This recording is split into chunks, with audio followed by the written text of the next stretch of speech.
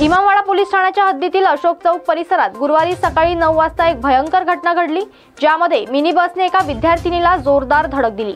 श्रेया जीवन रोकडे असे तरुणीचे नाव आहे। विशेष म्हणजे तिच्या सख्ख्या मोठ्या बहिणीच्या डोळ्यात देखत तिचा मृत्यू झाला। श्रेया आणि तिची मोठी बहीण साक्षी या त्यांच्या ॲक्टिवा गाडीने जात होत्या। साक्षी गाडी चालवित होती। चौकात सिग्नल लागला होता, त्यामुळे या सिग्नलवर उभ्या होत्या। यावेळी MH40Y6869 क्रमांकाच्या मिनी बसच्या चालकाने त्यांना मागून धडक दिली। यात श्रेया आणि साक्षी दोघी खाली पडल्या। या श्रेयाच्या डोक्याला गंभीर दुखापत झाली। दोघींनी मेडिकलमध्ये भरती करण्यात आले। डॉक्टरांनी श्रेयाला तपासून मृत घोषित केले। साक्षीला सुद्धा गंभीर दुखापत झाली असून तिच्यावर उपचार सुरू आहेत।